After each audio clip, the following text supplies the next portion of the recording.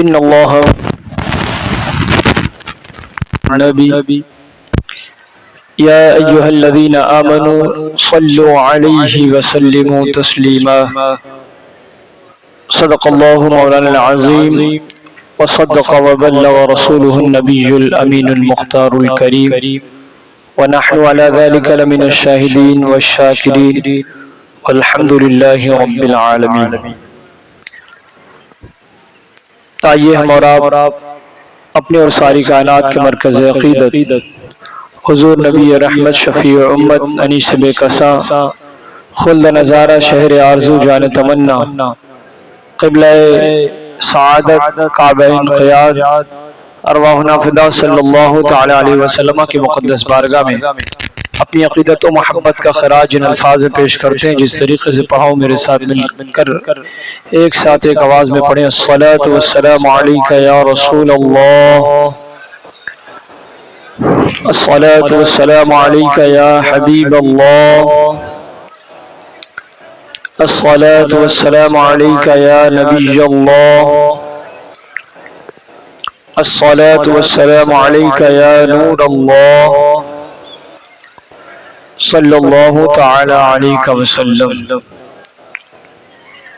اللہ تعالیٰ کا بے پناہ فضل ہے، کرم ہے، اس کی عطا ہے، اس کی توفیق ہے کہ اس نے ہمیں سعادت بخشی، بے پناہ نعمتوں سے نوازا، صحت و توانائی عطا فرمائی، زندگی کے قیمتی لمحات عطا کیے اور ہمیں اپنی بندگی کا شرف عطا کیا. معمول کے مطابق ہم سب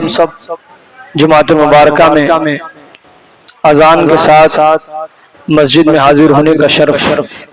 حاصل کر رہے ہیں. اللہ تعالیٰ مزید ہم سب کو عبادتوں کی توفیق عطا فرمائے. عبادت ایک عظیم خزانہ ہے، ایک بہت بڑی سعادت ہے، ایک بہت بڑی توفیق ہے. جس شخص کو عبادت کی توفیق مل جائے وہ بڑا ہی خوش نصیب ہے. دنیا کی دولتیں خواہی نہ خواہی کسی نہ کسی کے قدموں میں ہیں، لیکن عبادت کی توفیق اللہ تعالیٰ کچھ ہی لوگوں کو عطا فرماتا ہے جنہیں وہ پسند فرماتا ہے. باقی جنہیں اللہ ناپسند فرماتا ہے انہیں دنیا کی تمام تر عیاشیوں کے سامان، آرائش و زیبائش کی تمام چیزیں اللہ تعالیٰ انہیں عطا فرماتا ہے، لیکن عبادت کی توفیق چھین لیا کرتا ہے. اللہ تعالیٰ جسے ناپسند کرتا ہے اتنا مشغول بنا دیتا ہے کہ پھر اسے اللہ تعالیٰ اپنی طرف بلانے کی توفیق نہیں دیتا، اپنی طرف آنے کی توفیق نہیں دیتا. آدمی محروم رہتا ہے، سوچتا یہ ہے کہ میں چلوں اللہ کی بارگاہ میں، لیکن دور ہو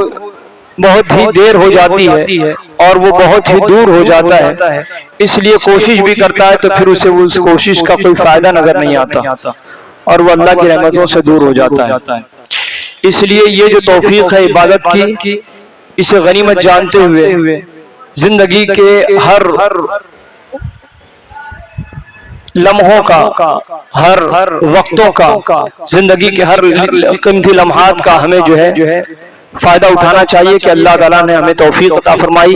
اور ہم اس کی بارگاہ میں حاضر ہوئے. اللہ تعالیٰ نے ہمیں عبادت کی سعادت عطا فرمائی.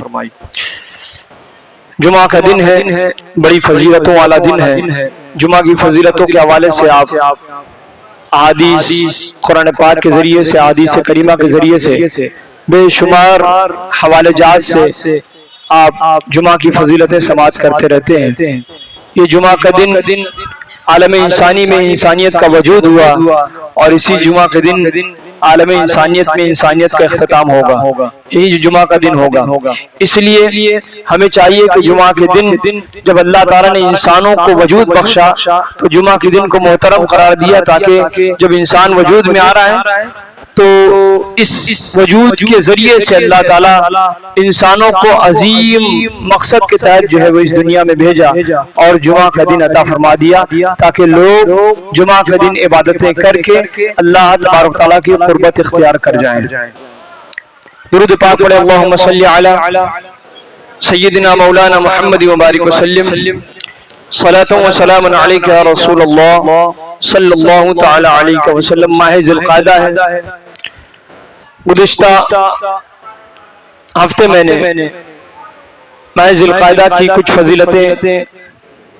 بیان کرنے کی سعادت اور سعادت حاصل کی تھی، کوشش کی تھی کہ میں ذی القعدہ حج کے مہینوں میں سے ایک مہینہ ہے اور عازمین حج کا دوا ہوتا ہے، کثرت کے ساتھ اس مہینے میں جاتے ہیں۔ ماہ شوال سے یوں تو آغاز ہو جاتا ہے، لیکن جانے والوں کی جو تعداد ہوتی ہے زیادہ تر اس مہینے میں جاتے ہیں لوگ، اور ہمارے ہندوستان سے بھی، ہمارے ملک سے حاجیوں کے جانے کا سلسلہ روا دواں ہے، جاری و ساری ہے، اور لوگ اپنے اپنے بساط کے مطابق فیملی جا رہی ہے، تنہ تنہا جا رہے ہیں، جس کی جتنی کیپیسٹی ہے، جتنی حیثیت ہے، اپنی حیثیت کے مطابق اللہ تعالیٰ نے جنہیں سعادت عطا فرمائی، حج بیت اللہ کا شرف جنہیں ملا، وہ اس موقع کو غنیمت جانتے ہوئے اللہ کی بارگاہ میں،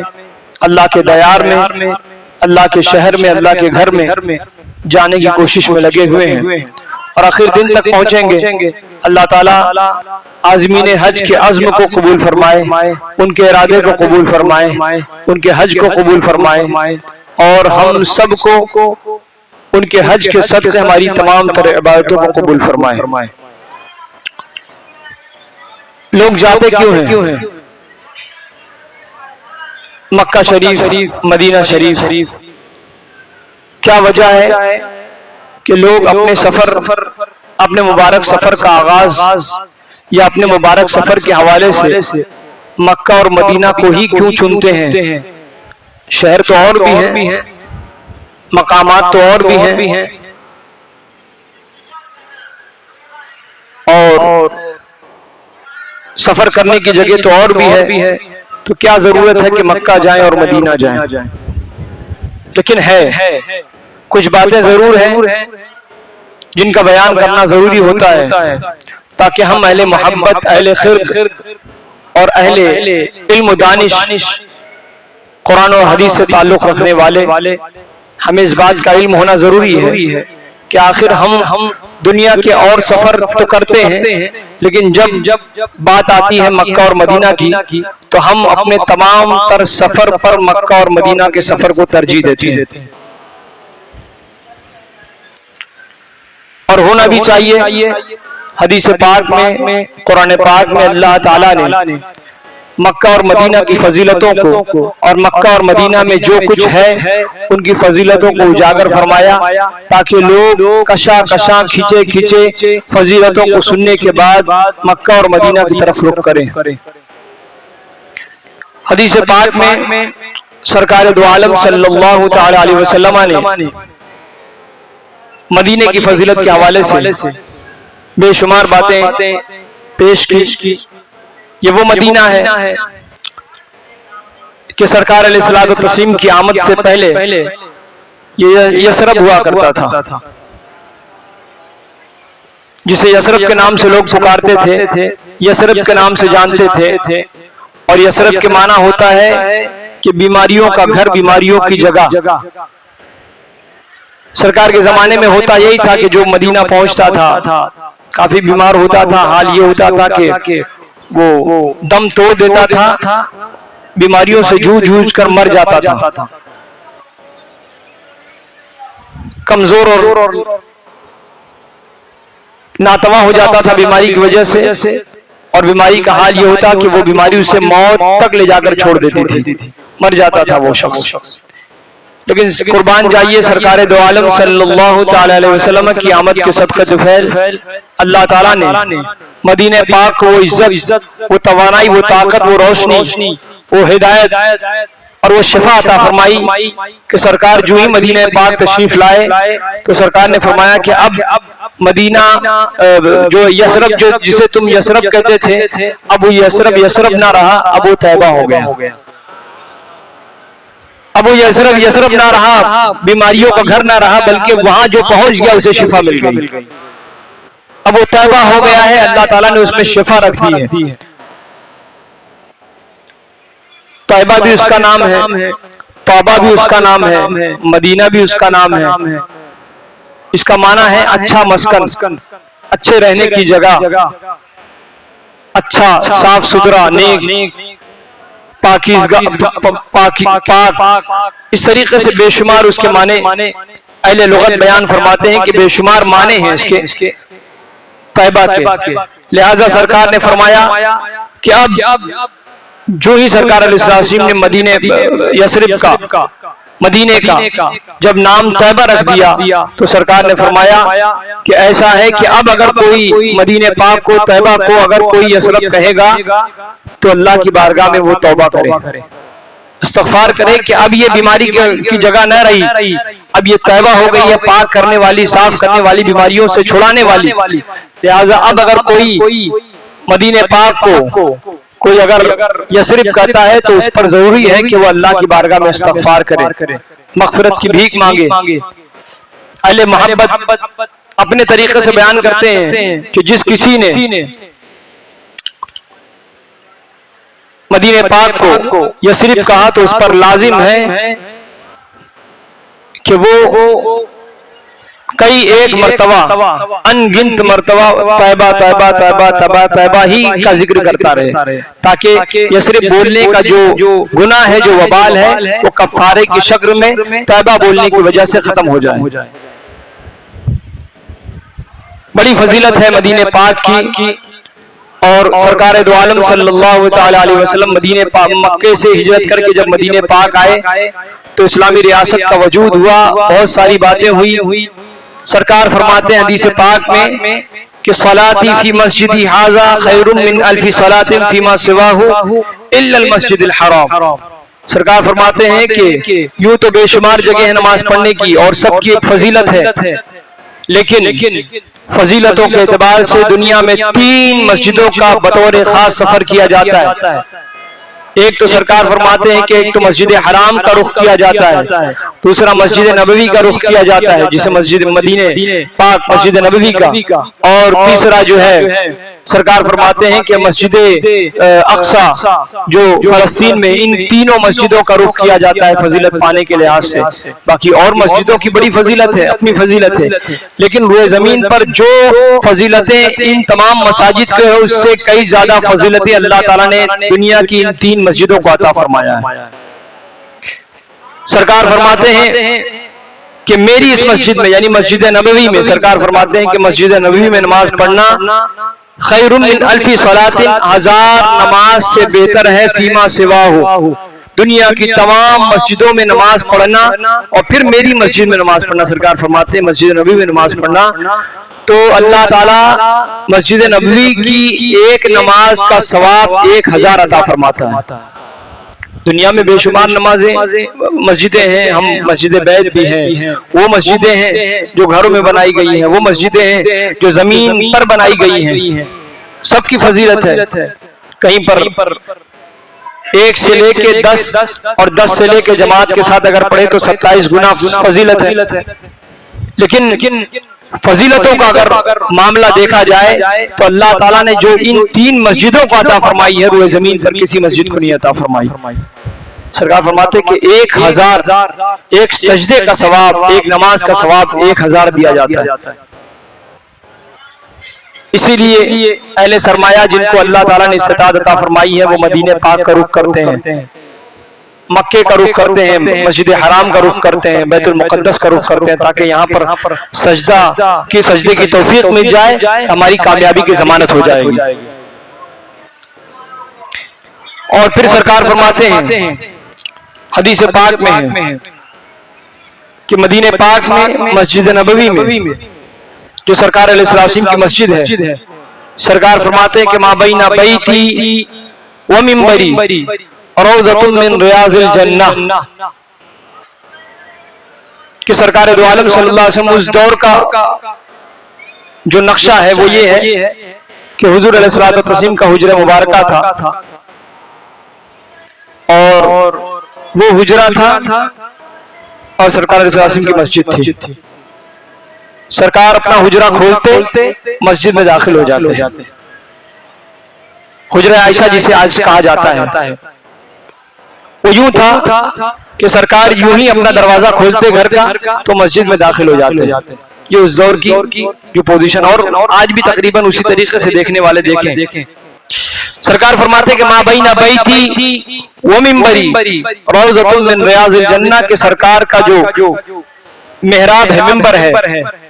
محراب ہے اور پھر ممبر ہے، سرکار فرماتے کہ میرے ممبر اور میرے گھر کے درمیان میں جو جگہ ہے وہ جنت کے باغوں میں سے ایک باغ ہے،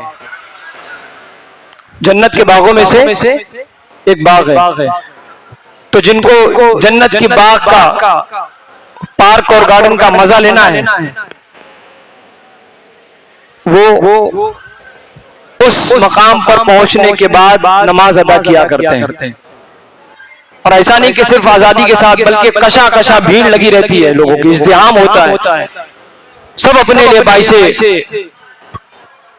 افتخار سمجھتے ہیں، سرمایہ افتخار سمجھتے ہیں کہ یہاں کی 2 رکعت جنت میں 2 رکعت پڑھنے کے برابر ہے، یوں سمجھتے ہیں وہ اہل محبت۔ اور جسے مل جائے یہ توفیق، تو دنیا کی تمام دولتیں نچھاور کرنے کو تیار ہو جائے گا کہ اسے جنت میں نماز پڑھنے کا مزہ مل رہا ہے۔ سرکار فرماتے ہیں کہ یہ جو جگہ ہے، میرے گھر اور ممبر کے درمیان جو جگہ ہے، یہ جنت کے باغوں میں سے ایک باغ ہے۔ محدثین، مفسرین، فقہاء، اہل بصیرت جنہیں اس کی معلومات ہے، ان کا کہنا یہ ہے کہ ان ذلك الموضوع بعینہ ينتقل الى الجنہ، کہ یہ جو جگہ ہے، سرکار نے جس کے بارے میں فرمایا کہ یہ جو جگہ ہے ما بین بیتی و منبری، میرے گھر اور ممبر کے درمیان کی جو جگہ ہے، محدثین بیان فرماتے کہ ہو بہو یہ جگہ جنت میں یہ جگہ منتقل کر دی جائے گی، یعنی یہ جگہ جنت کی جگہ ہے اور ہو بہو یہ جگہ ویسے کہ ویسے ہی وہاں پر منتقل کر دی جائے گی، ایک چیز۔ اور پھر دوسری محدثین بیان فرماتے کہ ان العبادت فیہ تؤدی الی الجنہ، کہ جو شخص یہاں پر عبادت کر لے گا اس کی عبادت کا بدلہ جنت میں اسے مل جائے گا۔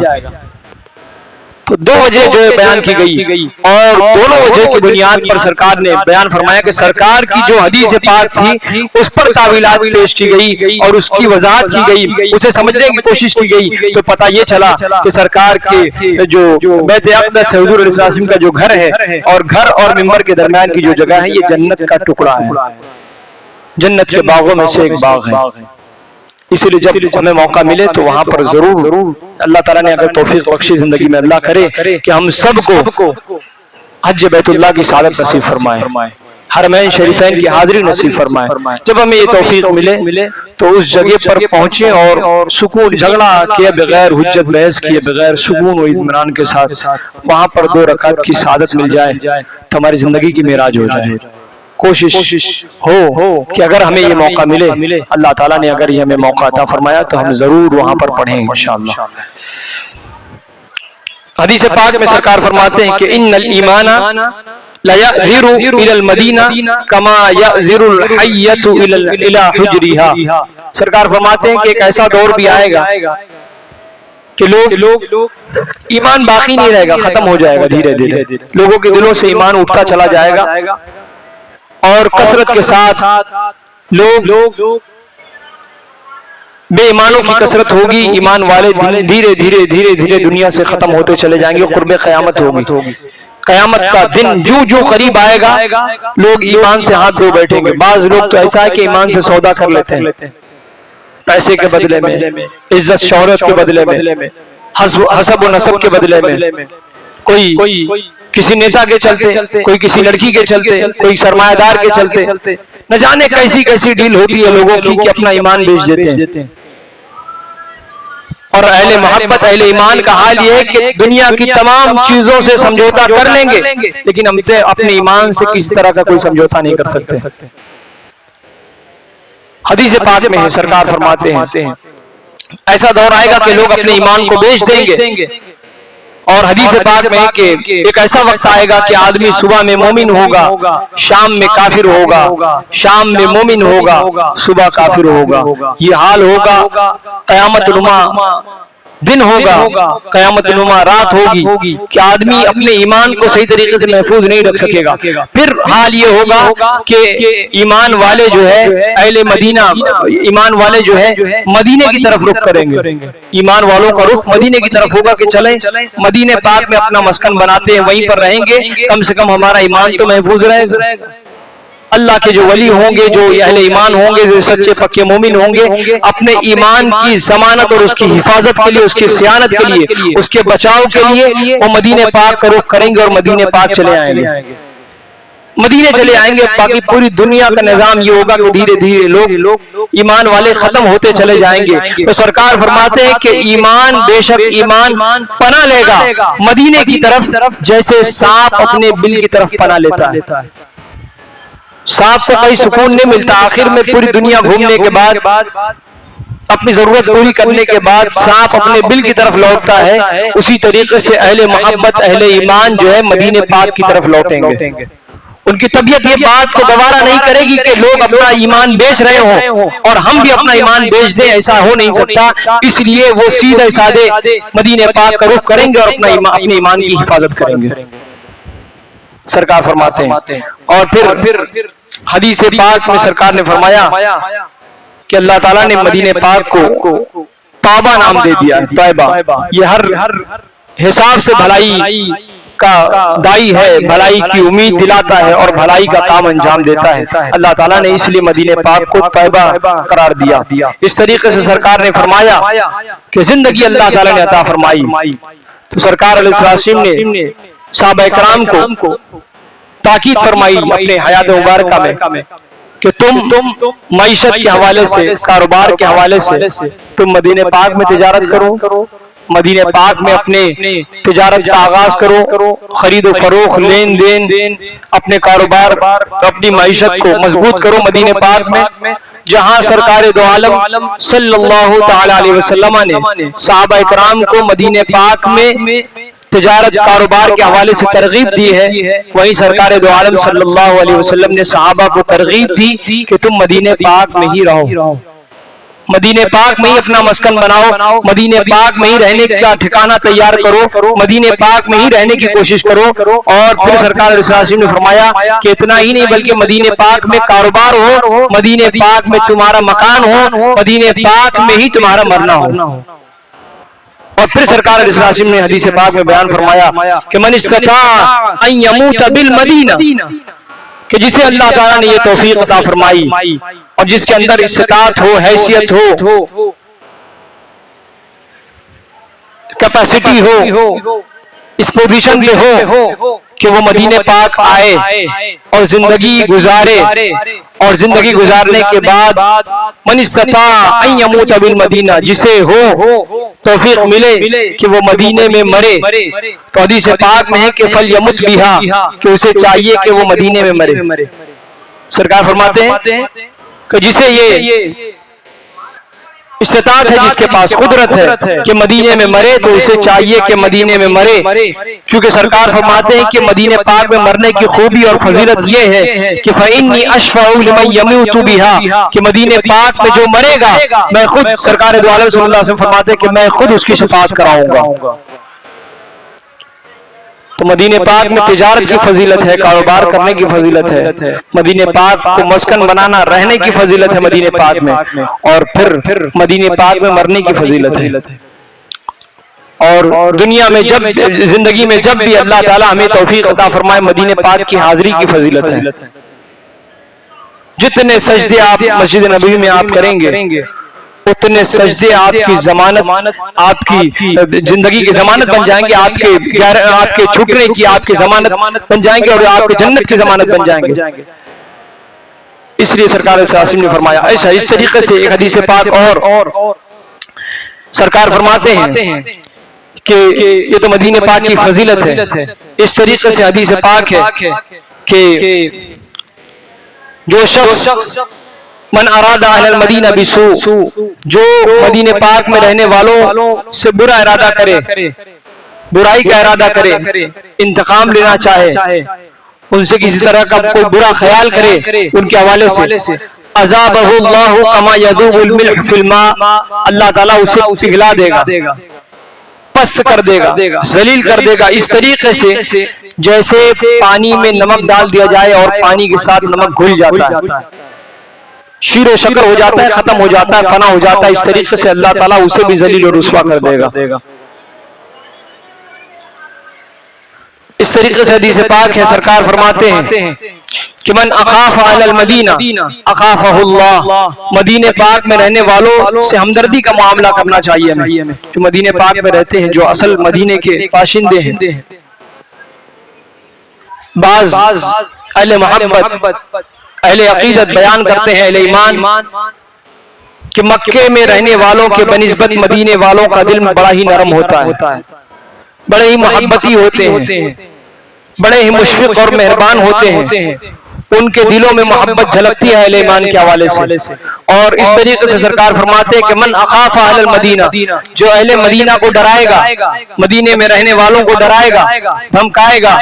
تو سرکار فرماتے ہیں کہ اخافہ اللہ، اللہ تعالیٰ اسے ڈر کا مجدہ سنائے گا، ڈر دکھائے گا، اور اللہ تعالیٰ اسے ڈرائے گا۔ اس لیے اہل مدینہ کے حوالے سے ہماری سوچ اچھی ہونی چاہیے، ہماری فکر اچھی ہونی چاہیے۔ اور اس طریقے سے سرکار فرماتے ہیں کہ قال رسول اللہ صلی اللہ تعالی علیہ وسلم علی انقاب المدینہ، کہ مدینے کے داخلی دروازے پر، مدینہ پاک میں بھی داخل نہیں ہوئے، داخلی جو دروازہ ہوتا ہے، بڑا گیٹ ہے، بڑے بڑے داخلی دروازے ہیں، ایک نہیں، چند وقتوں میں ہزاروں ہزار کا مجمع چلا جاتا ہے، کئی سو لوگ، کئی سو چہرے ایک وقت میں چلے جاتے، تو مدینہ پاک کا جو داخلی دروازہ ہے، سرکار فرماتے ہیں کہ علی انقاب المدینہ ملائکۃ، کہ مدینے کے داخلی دروازے پر اللہ تعالیٰ نے فرشتوں کو مقرر کر دیا ہے۔ کیوں؟ لا يدخل الطاعون ولا الدجال، کہ اللہ تعالیٰ نے فرشتوں کو مدینہ پاک میں حفاظت کے لیے مقرر فرما دیا ہے، کہ اس داخلی دروازے پر وہ مقرر کر دیے گئے تاکہ اس میں کوئی تعاون، کوئی مہلک امراض مدینہ پاک میں داخل نہ ہو، اس کی حفاظت کی جائے، اور قرب قیامت دجال بھی داخل نہ ہو سکے۔ یعنی مدینہ پاک میں اللہ تعالیٰ نے ایسا انتظام فرما دیا ہے کہ مدینہ پاک کے داخلی دروازے پر نہ تعاون داخل ہوگا، تعاون کا مرض داخل ہوگا، کسی بھی کیفیت میں ہو، تعاون کا مرض داخل نہیں ہوگا، اور نہ دجال اور دجال کے فتنے داخل ہوں گے۔ تو اس لیے حدیث پاک کو پڑھنے کے بعد یہ بات سمجھ میں آتی ہے کہ اہل ایمان دنیا میں جہاں کہیں بھی ہوں گے، اپنے ایمان کی حفاظت کے حوالے سے مدینہ پاک کا رخ کریں گے، اس لیے کہ مدینہ پاک میں نہ کوئی مہلک امراض ہوگا، نہ مہلک بیماریاں ہوں گی، اور نہ دجال کا فتنہ ہوگا، ورنہ دجال کا فتنہ اور مہلک امراض دنیا کے ہر خطے میں آپ نے دیکھا۔ تو اہل عرب کی بھی کچھ کمی ہے کہ دین سمجھنے سے قاصر رہے۔ آج کے وہ اہل عرب جن کے اندر ایمان آج بھی موجود ہے، وہ تو سمجھتے ہیں کہ مدینہ پاک کے حوالے سے تو اللہ کے رسول کی سخت حدیث پاک موجود ہے، سخت وعیدیں موجود ہے، تمام چیزیں، پھر ہم کس خوف میں جیئیں؟ ہمیں خوف کس بات کا جب مدینے میں کوئی بیماری آنی ہی نہیں ہے، تعاون آنا ہی نہیں ہے، دجال آنا ہی نہیں ہے، تو مدینے پاک چھوڑ کر جائے کیوں؟ اور مدینے پاک میں کس چیز کا احتیاط کیا جائے؟ کوئی احتیاط کی ضرورت نہیں، شان و شوکت کے ساتھ مدینے پاک میں رہا جائے، کیونکہ مدینے پاک میں کوئی اور نہیں، مدینے پاک میں سرکار دو عالم صلی اللہ علیہ وسلم خود تشریف فرما ہے۔ زندگی کی ضمانت مل جاتی ہے، دنیا تو دنیا، آخرت کی ہمیں ضمانت مل جاتی ہے، کامیابی کی ضمانت مل جاتی ہے، سرخروئی کی ضمانت مل جاتی ہے۔ اس لیے سرکار صلی اللہ علیہ وسلم نے فرمایا کہ مدینہ پاک میں حفاظت کے لیے اللہ تعالیٰ نے فرشتوں کا ایسا انتظام فرما دیا ہے کہ نہ تعاون داخل ہوگا، نہ دجال داخل ہوگا۔ اور دجال کے فتنے کا حال یہ ہے کہ دجال کے فتنوں کا آغاز ہو چکا ہے، اس کی شروعات ہو چکی ہے، طرح طرح کے فتنے موجود ہیں دجال کے، کبھی انسانی شکل میں، کبھی جانوروں کی شکل میں، کبھی سوشل میڈیا کی شکل میں، کبھی موبائل کی شکل میں، کبھی نہ جانے کس شکل، کبھی میڈیا کی، ایک تو سوشل میڈیا، ایک میڈیا والے ان کی شکل میں، کبھی حکمراں کی شکل میں، نہ جانے طرح طرح کے دجال آج ہمارے قوم میں، ہمارے سماج میں، ہمارے نظروں کے سامنے جو ہے نظر آتے ہوئے نظر آ رہے ہیں، وجود میں آتے ہوئے نظر آ رہے ہیں، آپ دیکھ رہے ہیں۔ تو یہ دجال کے فتنوں کا آغاز ہو چکا ہے، پھر اس کے بعد دجال خود آئے گا، ابھی تو اپنے فتنے بھیجا ہے اس نے، رفتہ رفتہ ایسے مواقع آ جائیں گے کہ خود دجال آ جائے گا، اور پھر دجال آ جائے گا تو اس کی کیفیت کا حال یہ ہوگا کہ اچھے اچھے ایمان کا دعویٰ کرنے والوں کا ایمان ڈگمگا جائے گا، اور اس وقت ایمان کی جانچ کا حقیقی موقع ہوگا. پھر اہل ایمان کو اللہ تعالیٰ استقامت عطا فرمائے گا، اور دعوی ایمان کرنے والوں کا حال یہ ہوگا کہ وہ اپنے ایمان سے اس طریقے سے ہاتھ دھو بیٹھیں گے کہ حدیث پاک میں ہے کہ صبح کو مومن شام کو کافر، شام کو مومن صبح کو کافر. دجال آئے گا، دجال کے فتنے آئیں گے. اہل ایمان اس لیے دعا کرتے ہیں کہ اللہ ہمیں دجال کے فتنوں سے محفوظ فرما، کہ اس وقت حال یہ ہوگا کہ وہ قسم پرسی کا عالم ہوگا. آدمی سمجھ نہیں پائے گا کہ ہم کہاں جا رہے ہیں، کیا کر رہے ہیں. آج بھی بہت سارے لوگ ہیں نہ جانے کیسی اول فول باتیں کرتے ہیں، قرآن کی غلط تشریح، حدیث پاک کی الگ تشریح،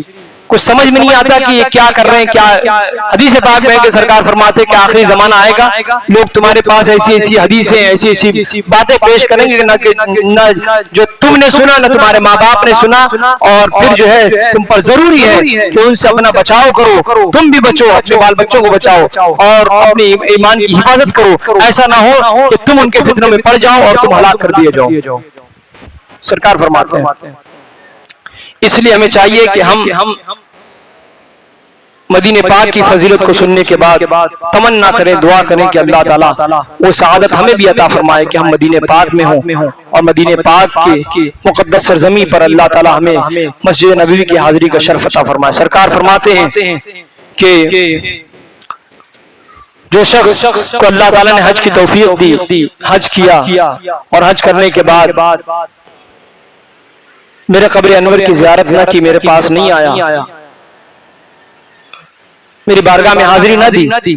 سرکار فرماتے ہیں کہ اس نے مجھ پر جفا کیا، ظلم کیا. سرکار فرماتے ہیں حج تو اس کا ہو گیا، لیکن حج کے قبولیت کی ضمانت اللہ کے رسول کے مقدس قبر انور سے ہوتی ہے. حج کر لیا، حج کرنے کے بعد اب وہ چاہے تو جا سکتا ہے، لیکن کتنا ظالم امتی ہوگا جو نبی پاک کے قبر انور کی زیارت نہ کرتا ہو. سرکار فرماتے ہیں کہ جسے اللہ تعالیٰ نے یہ توفیق عطا فرمائی اور حج کر لیا، حج کرنے کے بعد میرے قبر انور کی زیارت کی، میرے قبر کی زیارت کی، من زار قبری، سرکار فرماتے ہیں من زار قبری وجبت لہو شفاعتی، کہ جس نے میرے قبر کی زیارت کی اس پر میری شفاعت واجب ہو گئی. بلند آواز سے بولیں. تو اللہ تبارک و تعالیٰ نے اتنا عظیم انعام عطا فرمایا، اور حدیث پاک کی تشریح ہے. سرکار بیان فرماتے ہیں کہ تم کہ لا تجعلوا قبری عیدا، کہ میری قبر کو عیدگاہ نہ بناؤ. بہت سارے اہل بدعت، اہل شیطان قرآن پاک حدیث پاک کی غلط تعویلات تشریحات پیش کرنے والے کہتے ہیں کہ تم اللہ کے رسول کے قبر انور پر تم جو ہے میلے ٹھیلے نہ لگاؤ، عیدگاہ نہ بناؤ. یہ اس کی تشریح کرتے ہیں کہ ایسا ہجوم ازدحام نہ ہو، بھیڑ بھاڑ مت کرو وہاں پر، اور کشا مت جایا کرو، عقیدت و محبت میں نہ جایا کرو. بعض ایسے لوگ بھی ہیں، ایسے ذہن کے بھی ہم میں اور آپ میں ہی ہیں، کلمہ پڑھنے کا دعویٰ کرتے ہیں، نہ دین سمجھتے ہیں اور نہ دین سمجھا پاتے ہیں کسی کو، اور اگر سمجھانا شروع کیے تو لوگوں کا دین چھین لیتے ہیں. اب کیسے سمجھایا جائے انہیں کہ اس حدیث پاک کا مفہوم کیا ہے؟ متن تو وہی ہے کہ میرے قبر کو عیدگاہ نہ بناؤ، لیکن ہم نے کیا سمجھا؟ سال میں 2 بار عید آتی ہے، عید الفطر، عید الاضحیٰ، اس کے بعد تیسری کوئی عید نہیں آتی. آپ اہتمام نہیں کرتے اس کے بعد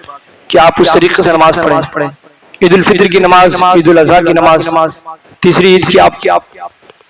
سمجھ رہے ہیں آپ کوئی تیسری عید کی نماز پڑھتا ہے. عیدگاہ کب جاتے ہیں؟ 2 ہی مرتبہ جاتے ہیں، ایک عید الفطر پہ جاتے ہیں اور عید الاضحیٰ پہ جاتے ہیں، اور اسی وقت نماز مسنون قرار دی گئی، نماز پڑھنا قرار دیا. اسی اہتمام کے ساتھ ہم جاتے ہیں کہ بھائی وہاں پر جائیں گے، نماز پڑھیں گے، اور پھر اس کے بعد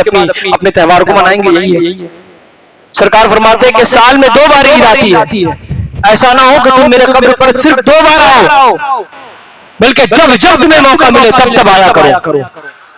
جب جب تمہیں موقع ملے تب تب آیا کرو، کیونکہ جس کسی نے میرے قبر کی زیارت کرنی اس پر میری شفاعت واجب ہو گئی۔ یہ ہے حدیث پاک کی تشریح۔ اب سمجھانے والے کیسے سمجھائیں کہ تم آیا کرو عیدگاہ پر، تو جیسے میلے ٹھیلے لگتے ہیں، ہجوم ہوتا ہے، ازدحام ہوتا ہے، ویسا نہ کیا کرو۔ لیکن انہیں سمجھنے کی ضرورت ہے کہ ہم نے عیدگاہ کا مفہوم کیا لیا، اور سرکار علیہ السلام کی حدیث کے مطابق عیدگاہ کا مفہوم کیا ہے۔ اور اہل محبت نے، اہل حدیث نے، جو قرآن کے ماننے والے، یہ اہل حدیث نہیں، جو قرآن کے ماننے والے ہیں، حدیث پاک کے ماننے والے ہیں، حدیث پاک کی صحیح تشریح کرنے والے ہیں، جنہوں نے حدیث پاک کو سمجھا ہے، وہ اس کی تشریح میں بیان کرتے ہیں کہ سال میں 2 مرتبہ نہیں، جب کبھی تمہیں موقع ملے تب تب میری بارگاہ میں آیا کرو۔ یہ حدیث پاک کی تشریح۔ اور سرکار نے فرمایا کہ ایسا ویسا نہیں، جو بھی آئے گا سرکار کی بارگاہ میں تو اسے شفاعت کا مجزہ سرکار خود سناتے ہیں کہ اس کی شفاعت میں خود کروں گا۔ اس لیے ہمیں اس حدیث پاک کو سمجھنا ہے، امید کرنی ہے، دعا کرنی ہے کہ اللہ تعالیٰ وہ مقدس ساتھ لے آئے کہ زندگی میں ہمیں بھی توفیق ملے۔ اور پھر میں آپ سے یہ گزارش کروں گا کہ آپ جب ادھر ادھر جاتے ہیں، اپنا سرمایہ آپ لٹاتے ہیں،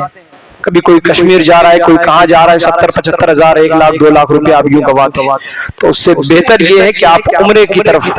آپ کا رجحان ہونا چاہیے۔ اللہ تعالیٰ نے آپ کو صاحب حیثیت بنایا ہے تو آپ حج کا فارم بھریں، حج اختیار کرنے کی کوشش کریں، حج کریں۔ جس پر حج فرض ہے تو اس پر حج فرض ہے۔ اب حج کے بدلے اگر کچھ کرنا چاہے تو نہیں ہوگا، اس کا کچھ ادا نہیں ہوگا، نہ صدقہ، نہ خیرات، نہ کوئی نیک کام، جب تک کہ وہ حج نہ کر لے۔ اور جب تک حج میں ٹال مٹول کرتا رہے گا حج فرض کرنے کے بعد، تب تک اس کو گناہ ملتا رہے گا۔ اور اللہ تعالیٰ نے آپ کو حج جیسا صاحب استطاعت نہ بنایا، تو اب تو عمرہ ہوتا ہے 70-75 ہزار، 1 لاکھ کے اندر عمرہ ہو جاتا ہے۔ آپ نے عمرہ کر لیا، ایک عظیم سعادت زندگی کی آپ کو مل جائے گی، آپ کا سفر بھی روحانی ہو جائے گا، آپ کو روحانی طور پر جو لطف اندوز بھی ہو جائیں گے، آپ کا سفر بھی روحانی ہو جائے گا، روضہ رسول کی زیارت ہو جائے گی، طواف کا موقع مل جائے گا، صفا مروہ کی صحیح مل جائے گی، 1 لاکھ کی نماز کا ثواب بھی آپ کو مل جائے گا۔ ایک سجدے کے بدلے اللہ تعالیٰ 1 لاکھ، مسجد حرم میں آپ نے اگر نماز پڑھ لی تو 1 لاکھ ثواب آپ کو ملے گا، ایک نماز کا، ایک سجدے کا ثواب 1 لاکھ۔ تو ان مقدس لمحات کو قیمتی جاننا چاہیے۔ اللہ تعالی ہم سب کو نیکیوں کی توفیق عطا فرمائے، ماہ ذی القعدہ کے خیرات سے مالا مال فرمائے، حاجیوں کا قافلہ روا دواں ہے۔ اب جو جاتے ہوں ان پر ان کی ذمہ داری بنتی ہے کہ جو جائیں تو کم سے کم سیکھ پڑھ کر جائیں۔ یہاں یہ ایسا نہیں کہ بھائی وہاں جا کے جو ہوگا دیکھیں گے کریں گے، نہیں، آپ کو اللہ تعالیٰ نے زندگی میں ایسا موقع عطا فرمایا، لہٰذا اس کو غفلت میں نہ گزاریں۔ دعوتیں چلتی رہیں گی، ادھر ادھر آنا جانا چلتا رہے گا، لیکن یہ جو اللہ تعالیٰ نے آپ کو توفیق عطا فرمائی ہے، آپ سیکھ کر جائیں، سمجھ کر جائیں کہ وہاں کرنا کیا ہے، کیا کیا کرنا ہے، کیا کیا پڑھنا ہے، کیسے کیسے کس ارکان، کن ارکان کو ادا کرنا ہے، یہ سیکھ کر جائیں، سمجھ کر جائیں۔ ایسا نہیں کہ ارے جو ٹوٹا پھوٹا ہوگا کر لیں گے، اللہ تعالیٰ معاف کرنے والا ہے، ایسا نہیں۔ پتا چلا کہ کرنا کچھ ہے، کیا کچھ، پتا چلا قبول ہونے کے بجائے مردود ہو گیا، بیکار ہو گیا، تو ایسا نہ ہو۔ اللہ تعالیٰ ہم سب کو نیکیوں کی توفیق عطا فرمائے۔ قرآن گفتگو جو بھی خطا ہوئی پروردگار مجھے معاف فرمائے۔ استغفر اللہ ربی من کل ذنب واتوب الیہ۔ کھڑے ہو جائیں، سنت ادا فرمائیں۔